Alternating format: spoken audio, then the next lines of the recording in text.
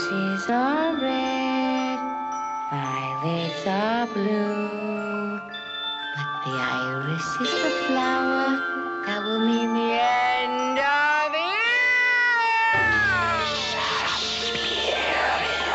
Cover her face with the mask of Satan.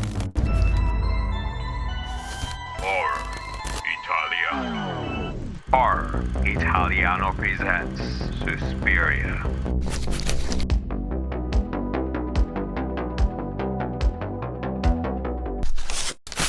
Hey everyone, and welcome to Horror Italiano. If this is going to be your first time, we hope you are going to enjoy the show. If you've been watching from the beginning, welcome back. We greatly appreciate it. I am Joe the psychologist, and I got my man here, my brother, my dear brother, Rick. What's up, Joe the psychologist? I'm doing really good. I'm excited because this is the first time I'm doing a show with you on my first watch. If I'm gonna embarrass myself in any way, I'm gonna be front and honest with the viewers. This is my first time watching this film. So When Rick came up with the idea for Horror Italiano, I knew that this was going to be on the list. I've seen this movie a whole lot of times. As Rick said, we're going to be doing the 1977 movie Suspiria. It is written and directed by Dario Argento, and it stars Jessica Harper as Suzy Banion and Stefania Cassini as Sarah Sims. So, as Rick said, this is his first time. I'm excited because generally, it's sometimes he'll tell me about a movie and we'll review it. It'll be my first time. So I've seen this a lot, but there's something I picked up on this last watch that I thought was kind of fun. This is up on many people's list. For me, the epitome of this genre. So Suzy Banion is an American ballet dancer, and she heads over to Germany to join the Tanz Akademi. First off the bat, you walk up to this place, it already looks kind of suspicious. I'm not big on buildings with gargoyles on them. When she gets there, she comes across Pat Hingle. Now Suzy, even though she's going to be attending the school, somehow they didn't let her in, so she went and stayed somewhere else overnight. Pat ends up leaving, going to her friend's house. And while she's at her friend's house, well, she meets a unfortunate but beautiful death. So Rick, I'm gonna ask you first. I'm pretty much in a couple of times gonna go to you first because this is your first time. What did you think was happening with the students at the academy? I knew going in, unfortunately, that this was about a coven, so I wasn't totally surprised. I assumed it was a witch possession. I assumed that Pat running out of the place was somehow maybe possessed by this entity. It's a supernatural film, which is cool. Earlier Argento films, a lot of them, there are a lot of giallo films, but this one here, it's a supernatural horror going in. So that's pretty damn cool for me because I wasn't expecting that off the bat. So I'm watching this and I'm thinking, okay, Pat is either a possession or she's stalked by an entity. I didn't know it was a physical witch hanging out inside that academy, and I didn't know that the academy itself was a coven. I didn't know that. So I was still caught off guard by some of the things in this film. When I saw it and I saw what was going on, what was happening with Pat, I'm like, okay, this is something away from the school because she's not in the vicinity anymore, and she still met her demise, as did her poor friend as well. I kind of wish I didn't know it was about witches. Unfortunately, that kind of took the sting, but not enough to, ruin the experience. Like actual cult of witches and Satanists that controls this school. It's pretty cool. We'll get more into that a bit later. What the end result was, I was quite surprised they went that route, to be honest with you. When I first saw it, I wasn't expecting witches. I was expecting it was going to be a murder mystery, and it starting off with a murder and then it being investigated. It wasn't almost until the murder of another person that I realized it was witches. Once they gave a little hint to it, you're like, oh, and then it's revealed. For you, and I get it because you do some stuff for our channel, so unfortunately, a lot of things are going to be ruined for you beforehand. We got to work on that somehow. For me, when I went in, I had no idea that it was going to be about that. Pat's murder itself, yes, she saw the eyes. She could have just been hallucinating for all we know. It felt almost like a dreamlike sequence. And yes. The eyes itself, now we saw this entity grab her. It had hairy arms. It was almost, was it a demon or was that the witch itself? Because it was the witch itself. It was it looked like a male that grabbed her.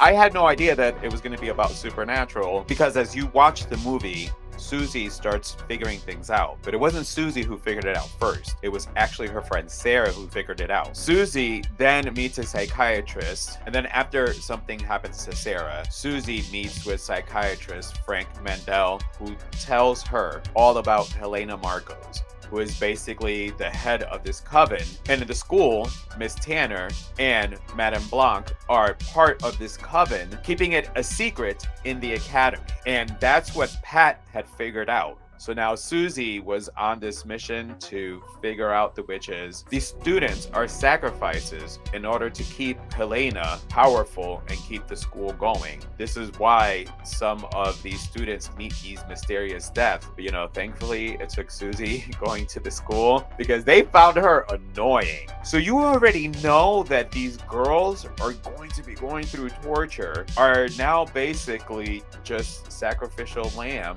to keep the school going. What did you think of the fact that the headmistresses, everybody was using these students as pretty much sacrificial lambs to keep this coven and the academy going? I like that. I liked it a lot because the school itself, this academy, is a character in this film. We'll get into this later, but just by the colors used inside of the academy as opposed to the outside, it just gave it this presence of like so much character, and everything that happens in this academy happens for a reason.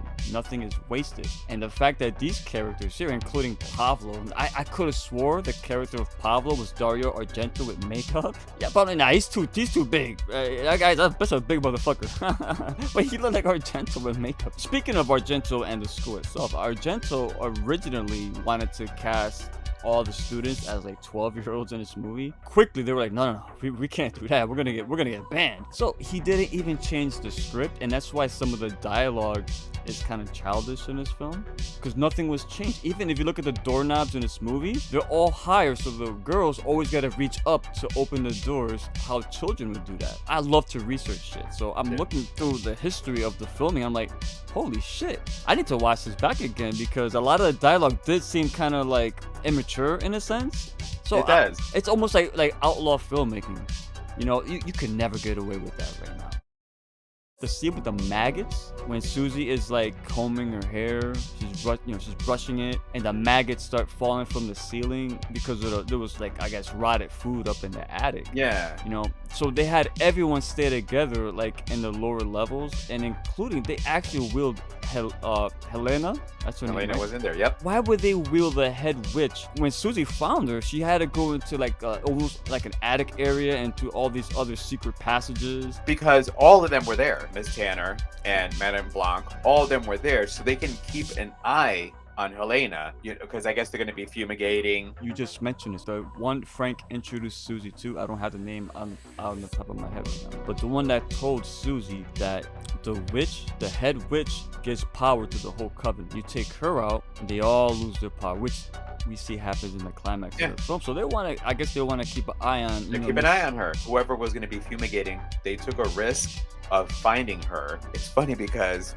when you watch that scene when Sarah asks Suzy if she's awake, and it cracks me up because these people are like, it's always like, hey, are you awake? Well, you just heard me move. And it's like, you want to say something like that, but they don't do that. Brother, that scene drove me wild because you hear this labored breathing in the background, and you just see, look, and Sarah's like looking around, and you see Suzy's awake. You can see it. How did she not hear that? You know what I mean? Sarah was like, hey, are you awake? You're right. It is one of those scenes that it's meant to give the suspense. Now, when you first see it, you get the suspense that it's supposed to deliver. When you see it numerous times, you sit there and going, fucking look behind the curtain. I was yelling that on my questioning TV. it. It's literally right there. So if you're really that worried, go ahead and pull the curtain behind. Just look. One thing that really blew my mind, the character of Frank Mandel, right? That's Udo Kier. So you did notice it. Come on, bro. I looked at this guy's eyes. I'm like, okay, this is an older movie. It's a younger actor. I'm like, this is Udo. Holy shit, this is Udo, my man. Yep. That was going to be my little fun fact for you to see, because oh, no. for as many times as I've seen this movie, it was when I was rewatching it just, what did I tell you, like a week ago? I texted you that I was going to watch it. I'm like, Udo, what the hell? I never noticed you were in this movie. Udo's always playing the weirdest characters, like mad, evil scientists and villains. But seeing him as a regular guy here was pretty charming, but it was cool.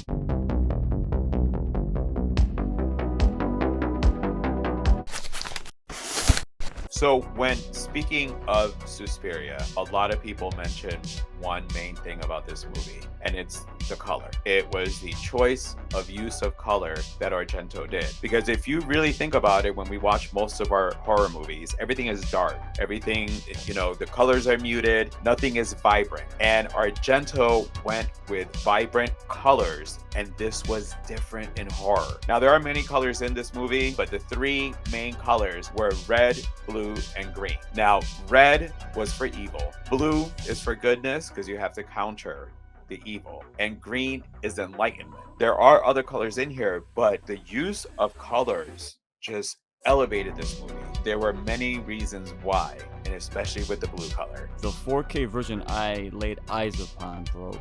It's not only the colors, it looks like a film that was literally made in 2024. It looks like a brand new film. It doesn't look old at all. This doesn't work with everything. A movie like 28 Days Later, for example, it's on my mind because if you're not following the internet, it's out of print. But the DVD version, in my opinion, is superior because that film is supposed to look all like distorted. It's not supposed to look clean. But a movie like Suspiria that is based on the color, it's fucking genius to utilize color the way Argento utilized the color in this movie. This is a horror story told through colors as opposed to a normal storytelling narrative, how it's structured. Because you mentioned red, danger.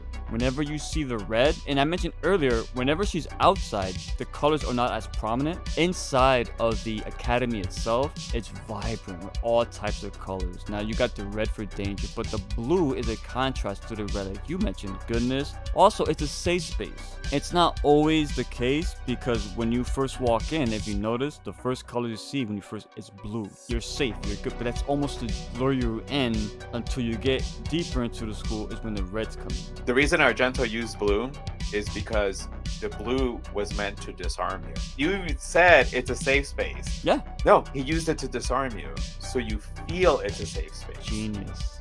So, and it's not just that, but it's Suzy meeting these teachers and having to try to gain their trust.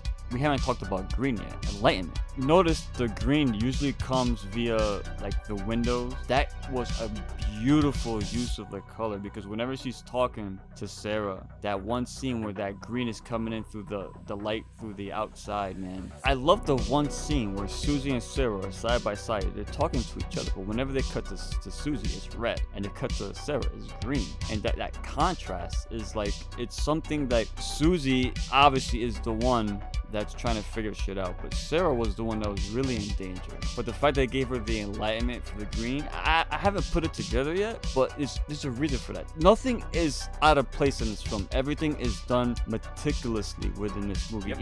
Even like the sound, this movie was completely dubbed. Argento came into this film knowing already how he wanted to structure it, and he talked to his cinematographer. You got to give the cinematographer credit too, because the use of color and the set design, gorgeous, gorgeous, gorgeous. And the final thing I'm gonna say about this, but one thing I did notice, there's scenes in here because I knew about the color going in. You might have told me pay attention to the colors. I did. There were scenes where, especially when Suzy is running, that the three colors are an amalgamation of all the colors, and that's supposed to signify confusion, you know? Yep.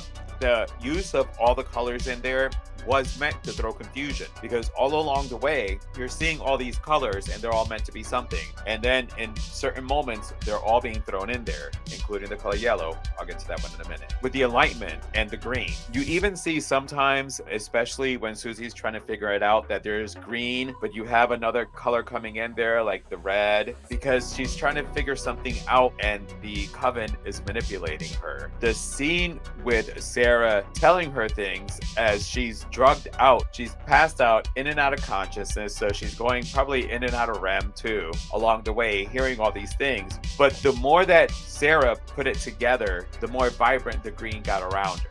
And I love that. Like Rick said, the colors guide this movie. Now the yellow is the way out. Now, it was always tricky though, because when Sarah was trying to find her way out, it was all lit yellow. And she went through the door and went through that barbed wire, wound up, or whatever you want to call it, into barbed wire. I thought about Amanda in Saw as far as things that are small and can just do 1,000 little cuts at the same time. I love that scene. When he threw it all in there, it was meant to cause confusion, to show the unpredictability. Argento, do you know his inspiration came from Walt Disney's Snow White, because that was one of the first ones for Technicolor. With his use of colors, everything was so clear. Everything looked perfectly outlined. Yeah, when you got a character with the blue lighting on their face, a red backdrop, and a green hairline during a scene of panic and confusion, like, man, what a way to utilize color.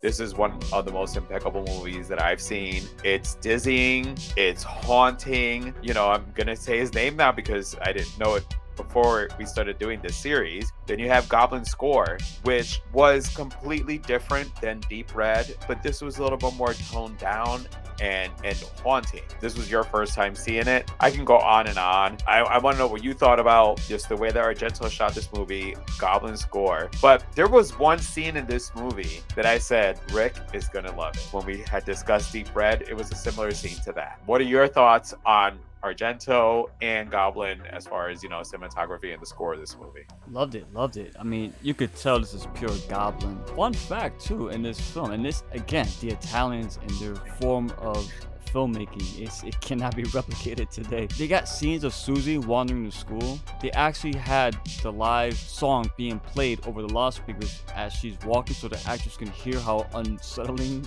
and how unnerving the music is. And if you didn't know this was about a witch, there's a lot of like you know, incantations, kind of like background vocals. If you listen real closely into the music, it does evoke witch. Beautiful score by Goblin. I love the cinematography because, again, we talk about colors, but without the set design and the cinematographer being on the same page as Mr. Argento, it wouldn't work. One of my favorite shots was this beautiful transition where it shows a school, but it was really a puddle, and then it transitions into off the puddle from the main ground up into the actual school itself. The way they did that, man, I don't know, without using computers, when the droplet hits the puddle and the ripple effect happens and you see the school just ripple, and then the camera pans up and you see the academy.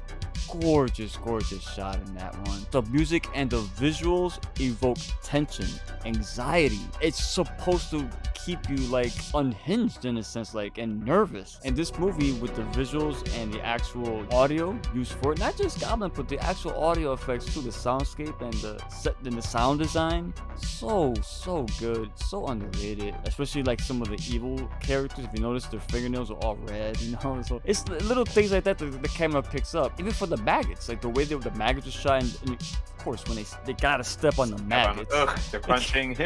I hated the crunching sound, I'm not gonna lie. Everything goes hand in hand, from the colors, the music, to the cinematography. This movie is really unique. I can't wait to jump back into it. Gorgeous film, and they did a great job. When they went to kill the pianist, the blind, I can't remember his name. Daniel. Yeah, Daniel. When they went to kill Daniel, this is why I was curious, because when they showed Daniel's shot, you had these two buildings that were so far apart. And I go, Rick's gonna love that shot.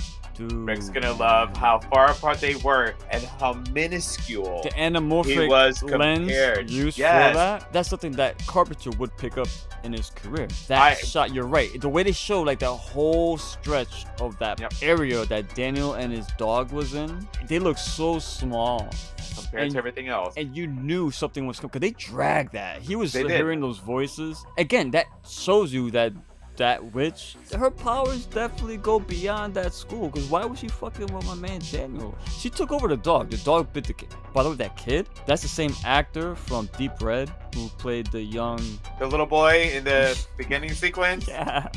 Once again, we're going back to Deep Red. This is 3 episodes already, and someone we get tied back to Deep Red. You got the hint of the witch because they did, as you saw on the building, was a shadow of the witch flying. Use of shadows, bro. I forgot to mention. I'm glad you brought it up.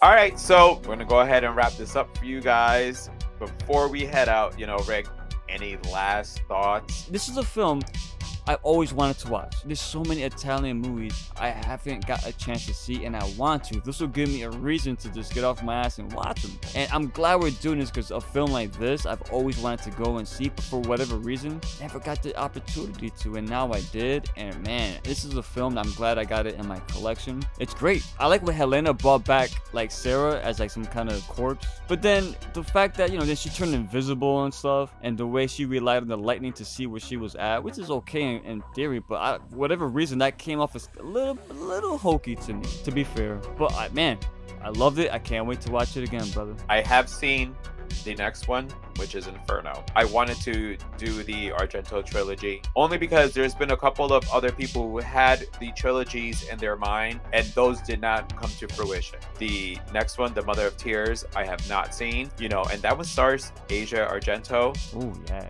Oh, so we're definitely Asia. going to Woo. be doing the whole trilogy, so keep an eye out for that. With us doing Three Corners of Horror and us doing, you know, our shows, this has been one I've wanted to talk about like forever because of how different it is compared to the other horror movies that we watched. It's not a splatterfest. Not that many kills, honestly. In No. this film. It's not about that. Poor Daniel got eaten by his dog. Yeah. I mean, that was. I was honestly. I did more kinda worried- I was sit more there. scared for the dog. Oh, now they're gonna have to. Oh, kill I the do. dog. I sat there. I go. I'm like, I know that Rick's probably going, oh Bro, shit, and they they're gonna took shoot the dog. forever with that scene, bro. I was It like, was- can we just kill this guy already, please? I'm getting my anxiety's through the roof right now. Okay, Rick, don't worry. The dog's gonna run away. They're not gonna shoot the dog. I promise you. Glad that we got to do this one. I finally, you know, it's been one I've been dying to talk about. I actually couldn't pick anybody else better to discuss this movie with because you look at some of the things that I look at in movies and you picked up on everything that I was hoping you were going to pick up when you watch this movie. So guys, thanks for watching. So join us for the next episode. We're going to be doing The Beyond. Yes, we know that's another trilogy. I mean, it's me and Rick. We got to keep you on your toes. Those will be covered in season 2, the other 2. But in the time being, we're going to be doing The Beyond. So until next time, I am Joe the Psychologist. My brother Rick here. So make sure to support Italian horror.